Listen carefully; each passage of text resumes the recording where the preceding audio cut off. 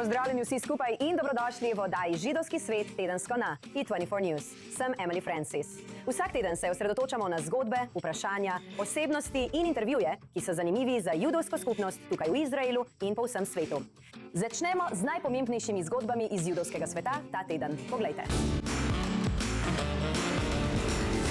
46-letni moški je med šabatno bogoslužje v centralni sinagogi na Manhattnu v petek zvečer napadel člana skupnosti in varnostnika. Policisti newyorške policije so bili hitro na kraju dogodka in aretirali osumljenca, nihče pa ni bil huje poškodovan.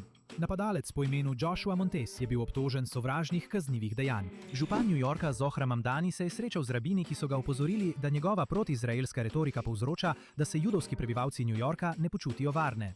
Udeleženci so ga pozvali naj, citiram, umiri retoriko in se izogiba jeziku, ki demonizira samo Izrael. Urad Mamdanija je srečanje označil kot odprto in konstruktivno, ter dodal, da je bilo v glavnem osredotočeno na varnost Judov. Nova anketa YouGov kaže, da si 47% Britancev zdaj želi manj ali nič migrantov iz Izraela, kar je več kot 39% v letu 2016. Le 5% podpira prihod več izraelskih migrantov v državo, medtem ko je 24% zadovoljnih s trenutnimi številkami. Predvsem zaradi protiizraelskih občutkov na levici so, po mnenju britanske javnosti, le Rusija, Pakistan in Nigerija manj prijazne do migrantov kot Izrael. IDF je identificirala grob Shlomo Haimsona, 18-letnega judovskega vojaka, ki so ga ustrelili med pobegom iz britanskega internacijskega taborišča na Cipru leta 1948. Ubit je bil med poskusom pobega, potem ko je izvedel, da je njegova partnerka rodila.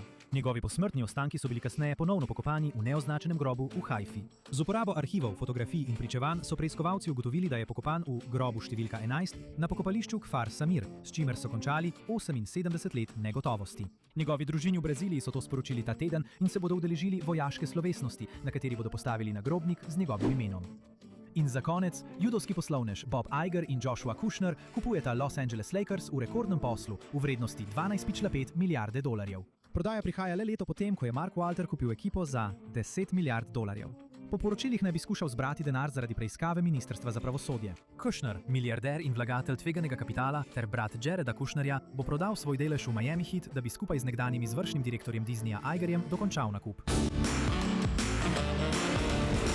Ljudje to imenujejo prelomni trenutek v izraelski zgodovini. Na prihajajočih volitvah 27. oktobra bodo ljudje odločali, ali bo premier Benjamin Netanjahu ostal na položaju ali pa se bo končalo njegovih skoraj 20 sicer nezaporednih let kot vodilnega človeka države. In za razliko od volilnega sistema za nas, ameriške izseljence, izraelski državljani, ki živijo v tujini, ne smejo glasovati po pošti. Zato morajo priti osebno, če želijo oddati svoj glas. Zdaj priljubljena pobuda izraelskih izseljencev z imenom Fly and Vote, ki jo vodi Aid Coalition, počne vse, kar je mogoče, da bi Izraelci odpotovali in oddali svoj glas. Da bi o tem povedala več, se nam iz New Yorka pridružuje Batel Blejš Sultanik, direktorica Aid Coalition v New Yorku. Hvala, ker ste z nami. Hvala, Emily. To je zelo velika pobuda in vemo, kako pomembne so prihajajoče volitve. Ampak sem radovedna. Vem, da nimamo natančnih številk. Ampak koliko mislite, da živi izseljencev zunaj Izraela? Predvsem v ZDA, ki jih verjetno najbolje poznate. Veliko, kaj ne? Ja. Torej, predvidevamo, da med 700,000 in 1 milijonom izraelskih volivcev živi zunaj Izraela. Wow. To je približno 10% vseh volivcev. Wow, to je veliko. In to je čudna stvar, ker če pomislim logično, lahko glasujemo po pošti. To je ena izmed stvari, ki je vgrajena v volilni sistem, a je zelo zastarela. So papirči in ovojnice ter podobne stvari, ki ne dopuščajo sprememb, kar mora biti zelo frustrirajoče. Pravilno, Emily. Za razliko od mnogih demokracij, Izrael ne omogoča splošnega glasovanja v odsotnosti. Torej, če ste izraelski državljan, ki živi v tujini, morate biti fizično prisotni na volišču v Izraelu, da oddate svoj glas. In lahko vam povem to, da bi dobili občutek za motivacijo Izraelcev v tujini, smo v začetku letošnjega leta izvedli anketo med 4500 Izraelci v tujini, v kateri jih je 84% tokratne volitve označilo za ene najpomembnejših v zgodovini Izraela, 73% pa jih želi prileteti in glasovati. In 45% bi naredilo vse, kar je potrebno. Zato smo prepoznali ovire in pomagamo pri njihovi rešitvi. Prav, mislim, še posebej vemo, da je strošek problem, še posebej zaradi vojne, saj so že samo leti zelo dragi in morda niso realna možnost. Povejte nam več o pobudi in kako pomaga premostiti to vrzel. Z veseljem, hvala še enkrat. Fly in Vote je nestrankarska pobuda. Je mednarodna pobuda za spodbujanje volilne udeležbe koalicije AID, ki je namenjena pomoči Izraelcem po vsem svetu, da uresničijo svojo pravico in glasujejo. Kako torej to počnemo? Vodimo informacijski center, ki nudi splošne informacije o volitvah in preverjanje upravičenosti. Imamo tudi platformo za pomoč pri potovanjih in logistiki. Vidite, okoli strogega roka, kot je dan volitev, izgine tudi prilagodljivost datumov in razpoložljivost sedežev. Nekateri ljudje pa sami preprosto ne morejo najti pametnejše kombinacije. Naš sistem tako prikaže prav te možnosti z mešanjem komercialnih, nizkocenovnih in povezovalnih poti. Prav tako pa, ko se približujemo datumu volitev, ponuja tudi možnosti posebnih čarterskih letov. Vse z namenom povečanja ponudbe, kar lahko pomaga ohraniti cene bolj razumne. Ja, ampak izraelska vlada se upira. Mislim, pred nekaj tedni so bili poročila o pobudah, ki grozijo s tožbami in vsem tem. Veš, očitno mora biti neka politična motivacija, da bi to ustavili in omejili čarterske lete. Mislim, kako je to demokracija? Moram reči, da je to resnično nestrankarska pobuda. Ne izbiramo strani, podpiramo pravico do glasovanja. Ne sprašujemo ljudi, kako glasujejo. Ne podpiramo nobene stranke ali kandidata. Izraelci v tujini zajemajo celoten spekter in pobuda je odprta za vse. Pomembno je poudariti, in to je razlika, da ne kupujemo vozovnic in ne financiramo posameznih potovanj. Udeleženci plačajo sami. Mi zagotavljamo informacije in dostop do možnosti potovanja. To je res zelo pomembno. Zdaj pa vprašanje, koliko jih pričakujemo? Mislim, da tega res ne vemo. Še posebej, ker še vedno veliko letalskih družb ne leti v Izrael. Misliš, da je to dovolj, da bi lahko naredilo razliko? Torej trenutno več kot 30.000 se jih je prijavilo v to pobudo. Lahko vam povem, da je po podatkih iz industrije letos v dneh pred volitvami za 300% več rezervacij vozovnic kot običajno. Mimogrede, prav to zdaj skušamo razumeti, registracija in ozaveščanje za prvo fazo. Naslednja faza pa je dejansko ugotoviti, kdo že ima potovanje, kdo še potrebuje pomoč in kako lahko še dodatno pomagamo pri ovirah. Ta teden smo pravkar začeli z javno anketo, da bi ugotovili, koliko Izraelcev namerava poskusiti glasovati, v kakšnem položaju so in kako jim lahko še dodatno pomagamo. Wow, torej kar zahtevno delo. In kako širite informacije? Povsod, kjer so izraelske skupnosti, na vseh družbenih omrežjih. PR, preprosto povsod. Širimo informacije, celo preko vas v tem trenutku. Ta del pa znamo. V redu, najlepša hvala. Zelo zanimivo bo videti, kako se bo išlo. Batal Blake Sutonik, izvršna direktorica Aid Coalition v New Yorku. Hvala. Pomembno je, da pridete v Izrael in glasujete. Razdalja ne sme biti razlog, da izgubite svoj glas. Fly and vote. Vsi skupaj. Še enkrat hvala. Jeffrey Myers je po skoraj desetletju odstopil kot rabin sinagoge Drevo življenja v Pittsburghu. Toda njegovo obdobje kot rabin je bilo vse prej kot običajno. Saj je moral postati svetilnik upanja in optimizma ne le za svojo skupnost, ampak za Jude po vsej ZDA. Ker je bila leta 2018 tam najhujši teroristični napad v ameriški judovski zgodovini. Več o tem v naslednjem prispevku. To poglavje zaključujem le s hvaležnostjo za blagoslove, ki sem jih prejel. Ko je Jeffrey Myers leta 2017 prevzel vlogo rabina in kantora v sinagogi v Pittsburghu, si ni mogel predstavljati, kaj bo ta vloga pomenila že leto kasneje. V soboto zjutraj, 27. oktobra 2018, je bilo 11 njegovih vernikov v sinagogi Drevo življenja ustreljenih strani skrajnega desničarskega ekstremista, kar je postal najbolj smrtonosen antisemitski napad v ameriški zgodovini. Rabin Myers je bil postavljen v središče nacionalne in mednarodne pozornosti ter dobil zahtevno nalogo vodenja, pa tudi pomagati svoji skupnosti pri okrevanju. Vloga, ki sem jo bil poklican opraviti, je bila del zdravljenja, da pripravim skupnost, da vstopi v to novo poglavje. In kako bi to lahko izgledalo? Kako izgleda skupnost, ki je doživela množično streljanje? Izkoristi to kot priložnost za preobrazbo in kaj si želijo postati. Rabin Myers je bil tisti dan v sinagogi in se je uspel skriti pred napadalcem. 11 žrtev je bilo starih od 54 do 87 let. Odgovornost, ki prihaja z vlogo verskega voditelja, ki je preživel tako grozljiv dogodek, je zagotoviti, da sta čast in dostojanstvo 11 žrtev vedno spoštovana na najvišji ravni. Po napadu je rekel, da mu je bilo težko moliti. Bral je knjigo psalmov in poskušal najti smisel. Sredi branja vseh 150 poglavij je naletel na vrstico v 121. poglavju, ki pravi: Moja pomoč prihaja od Boga, stvarnika nebes in zemlje. Pravi, da mu je to dalo moč in pogum, da je prevzel nadzor nad situacijo. Pričal je na sojenju napadalcu in pomagal obnoviti skupnost, tako čustveno kot tudi fizično. Stavba je bila od napada prazna, medtem ko se je občestvo preselilo na drugo lokacijo. Vendar bo nova, obnovljena sinagoga Drevo življenja odprta leta 2028. Dela potekajo v glavnem svetišču stavbe, ki bo ostalo. Naslednji del stavbe bo verjetno šel v gradnjo v nekaj mesecih. Morda bomo v 2 letih spet v stalnem domu, v novi stavbi, ki bo pripovedovala zgodbo o tem, kaj se je zgodilo in bo spomenik temu, kar se je zgodilo in učila ljudi o antisemitizmu. Torej, mi smo kar navdušeni nad prihodnostjo tukaj. Rabin Myers se upokojuje pri 70 letih in za seboj pušča zapuščino, ki je ob njegovem začetku nihče ne bi pričakoval, a so ji ljudje zagotovo hvaležni. Prebroditi kaj tazga ni lahko. In on je. Stvari vodil mirno in zanesljivo in skrbel za vse. Mislim, da si je zaslužil počitek od tega.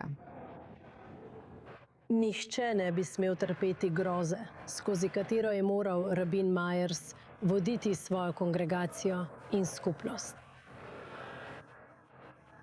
In to je storil na res lep, neomajen način, vedno vodil z upanjem v prihodnost. Ker konflikt s Hezbolahom še vedno traja, potekajo usklajena prizadevanja za repatriacijo grobov libanonskih Judov, pokopanih v Bejrutu in Sidonu. Predvsem grobov tistih, katerih sorodniki živijo v Izraelu. Libanonski mediji poročajo, da je Izrael zahteval prenos posmrtnih ostankov kot del pogajanj med Izraelom in Libanonom o trajnem dogovoru. Z nami iz Bostona je zdaj Frank Salame, profesor za bližnjevzhodne študije na Boston College. Pozdravljeni, hvala, da ste z nami.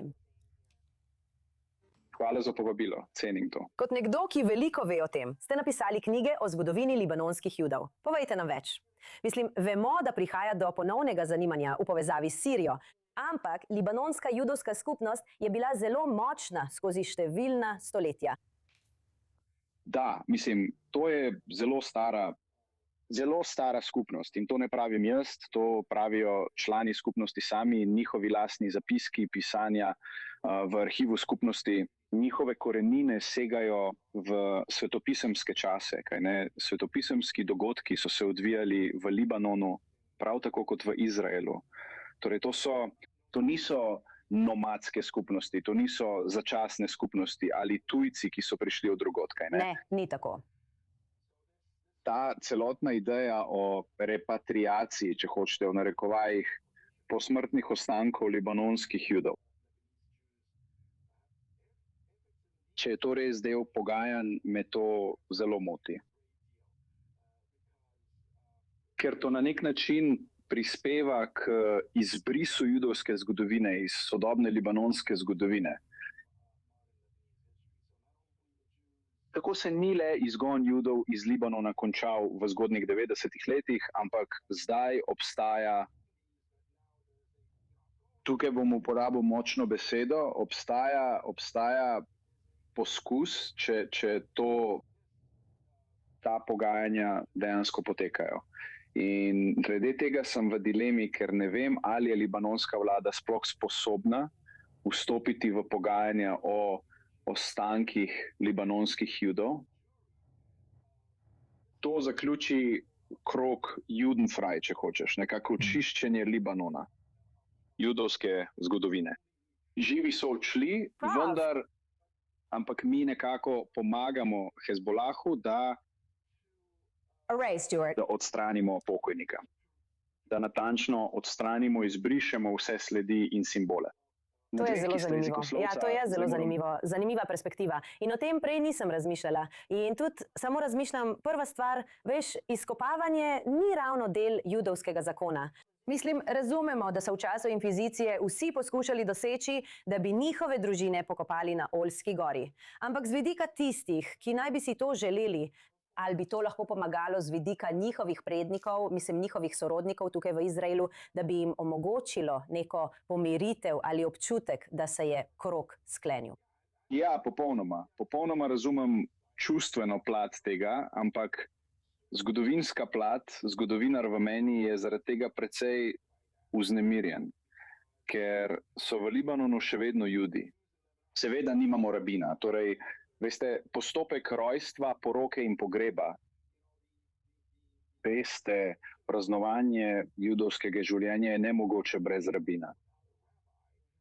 Običajno so do 90-ih let prejšnjega stoletja v Libanonu nekako uvažali rabina iz Turčije, da je opravljal zadnje obrede in podobno. Ampak, veste, odsotnost rabina zaradi očitnih razlogov in Hezbolahov, veste, latentni antisemitizem, če hočete, to onemogoča. Tako da se skupnost počasi izumira. Tako da me to zelo moti. Ja, ima smisel. In moje vprašanje je tudi, veste, mislim, vemo, da smo delali zgodbe o tem, veste, v Siriji po padcu Asadovega režima, kako se sirski Judi želijo vrniti, si povrniti premoženje in znova oživiti skupnost. Seveda, Sirija je bila ena največjih judovskih skupnosti, veliko večja država. Ampak ali obstaja takšna želja, če bomo nekoč prišli na drugo stran tega konflikta? Absolutno, mislim, da bi libanonski Judi, tisti, ki so odšli ali so bili prisiljeni oditi, morali imeti možnost, da se vrnejo. Veste, imam resne dvome glede tega, veste, da bi se vrnili v Libanon in ponovno vzpostavili svojo prisotnost. Vrnili bi se tako, kot bi se jaz kot libanonski kristjan vrnil kadarkoli lahko, samo na obisk. Mislim, da. Veste, družba se je tako zelo oddaljila od, veste, ideje Libanona iz 40-ih let prejšnjega stoletja. Ja, Pariz, Bližnjega vzhoda. Kot ta vzhoda. konfederacija Majane. No, ne samo to, ampak veš, ideja o več skupnostih, ki lahko živijo druga ob drugi v harmoniji, je že dolgo izginila. In ker je bila ta raznoliki, večetnični, pluralistični Libanon v nekem smislu oblikovana strani libanonskih kristjanov, in libanonski kristjani danes ne obstajajo več kot skupnost s politično močjo. Tako je, Libanon, če hočete, prešel na temno stran, kar zadeva ta vidik stvari. Prav, zelo zanimivo. Najlepša hvala, Frank Salame, profesor na Univerzi Boston College. Hvala. Pravijo mu kitajski Schindler. Ho Fangshan je rešil tisoče Judov v času, ko je bil kitajski generalni konzul na Dunaju od leta 1938 do 1940. In zdaj njegovo podobo uporablja kitajsko nepremičninsko podjetje, da v njegovem rojstnem mestu prodaja poceni domove tujim turistom. Njegova hči je zaradi tega besna. Več o tem od našega Aleksa Slusa. Kitajska spletna stran za nepremičnine se je znašla v središču zelo nenavadnega spora glede spominjanja na holokaust, potem ko je za prodajo domov uporabila zapuščino enega največjih kitajskih zaveznikov Judov. Mož v središču tega je Hong Huan Fengxian, ki ga včasih imenujejo kitajski Schindler. Ho je bil kitajski generalni konsul na Dunaju, ko je nacistična Nemčija prevzela oblast. Takrat so avstrijski Judi iskali kakršnokoli možnost za pobeg. Toda da bi zapustili ozemlje pod nadzorom nacistov, so potrebovali dokazilo, da jih bo sprejela druga država. Tu je Ho posredoval.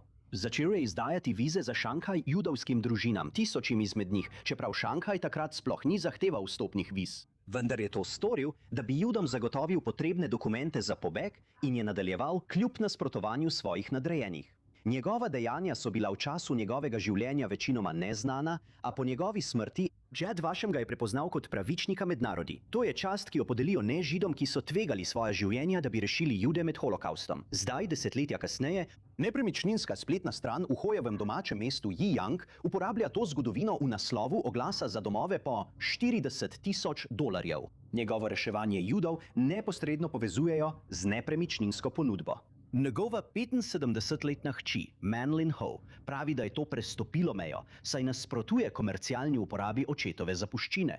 Po ogorčenju so spletno stran zaprli. Tako je nenavadna nepremičninska zgodba znova pritegnila pozornost k izjemnemu poglavju zgodovine holokausta. Ko je velik del sveta začel zapirati vrata Judom, je en kitajski diplomat izkoristil svojo avtoriteto, podpisoval vize in jim pomagal pobegniti, kljub nasprotovanju svojih nadrejenih. No, ni vam treba potovati na križišče sveta ali v središče broadwayske scene v New Yorku, da bi okosili najbolj slavne in dolgoletne muzikale. No, zdaj lokalna izraelska gledališka skupina, imenovana Hamakor, oživlja predstavo Fantje in punce z igralsko zasedbo, ki govori angleško in v angleščini. In obuvajo si plesne čevlje, da bodo nastopili v kulturnem centru Tel Aviva na trgu Habima. Več o tem v mojem prispevku iz Center Stage.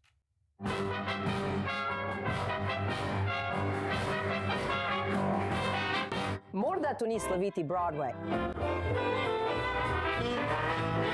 ampak to je Belo mesto. In broadwayska klasika Fantje in punce poživlja kulturno sceno v Tel Avivu.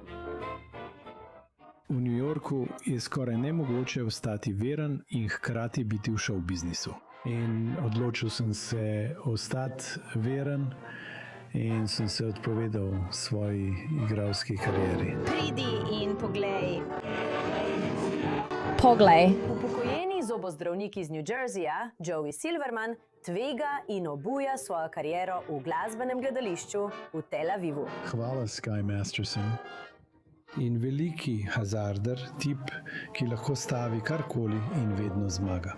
In to je bila res odlična zasedba z veliko zabavnimi odraslimi in otroki, ki so res predani temu, da to izpeljejo.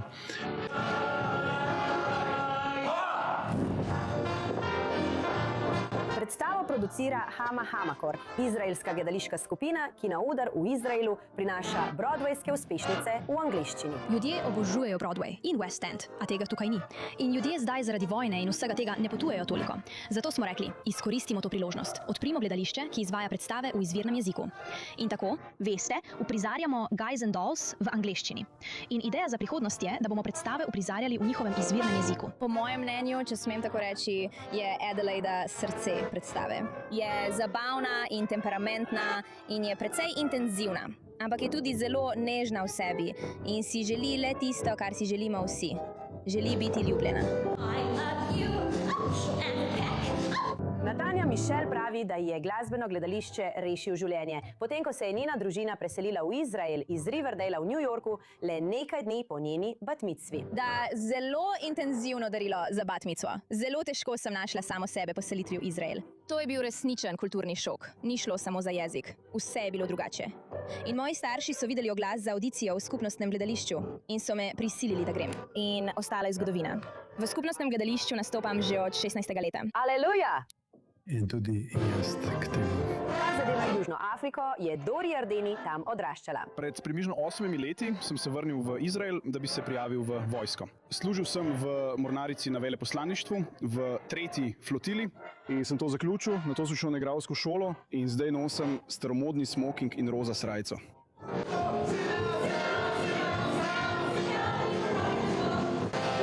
Nisli Johnsona. Ta tip ni najbolj bister, ampak ima vedno nasmeh na obrazu.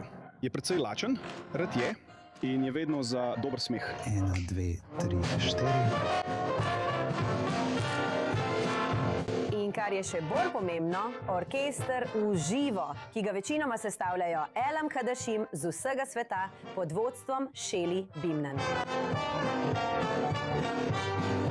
To je prvič, da produciram katerokoli predstavo, tako da je zame, veste, to vznemirjenje, to me razjezi, to me nasmeji, povzroči mi veliko različnih občutkov.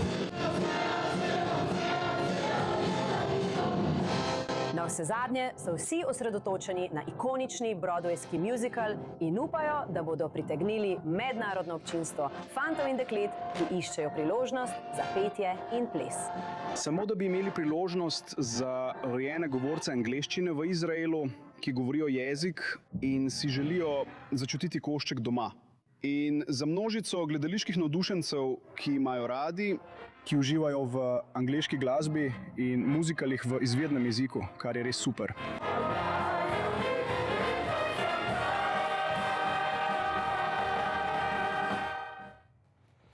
In to je vse za tokratno epizodo Jewish World Weekly. Obiščete lahko naš YouTube kanal ali družbena omrežja in še veliko več, da si ogledate to ter prejšnje epizode. Upam, da ste uživali v tej oddaji. Sem Emily Francis, hvala za ogled in šalom iz Tel Aviva.